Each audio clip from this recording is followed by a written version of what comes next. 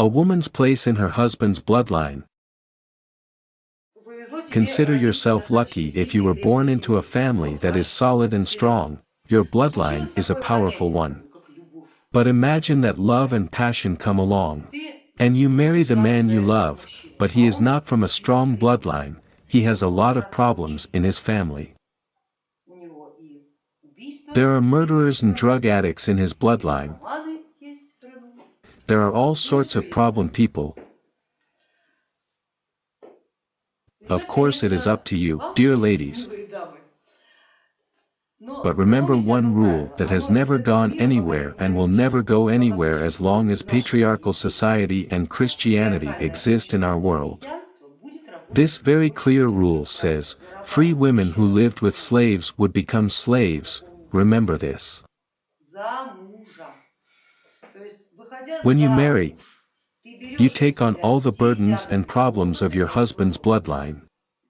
And your own bloodline will inevitably transfer you to the dead space, because no matter how much it loves you, no matter how much it cares for you, from now on it will see you as a virus carrier. A dying bloodline is an agonizing system, which means it will cling to the lives of everyone it can reach. And you will be the first it feeds on.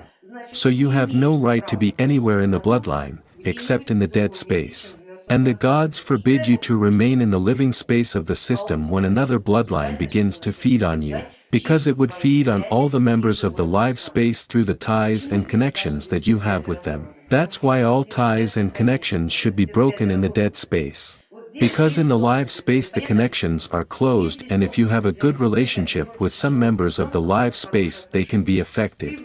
If you marry someone who is a carrier of the virus, his bloodline will eat you, and through your connection it will eat those with whom you have a good relationship. Is that clear? If you live with a man and keep your maiden name, but are not married and have no children together, you remain in your bloodline. If you are married, or just living together without being married, and you have kept your maiden name, but you have children together, then your belonging will be determined at the discretion of the Regina of your husband's kin. If you don't keep your maiden name, get married, take your husband's surname and have children together, there is no doubt that you belong to your husband's bloodline. Have we considered all the options? What if I get married and take my husband's surname, but we have no children? In this case, your membership remains at the discretion of the Regina of your husband's kin. If she accepts you, if she loves you and says, "That's our girl, that's my son's wife." If she accepts you officially, then you belong to his bloodline. But again, you have to look at the situation in your bloodline. If you were valuable to your bloodline, they might not let you go.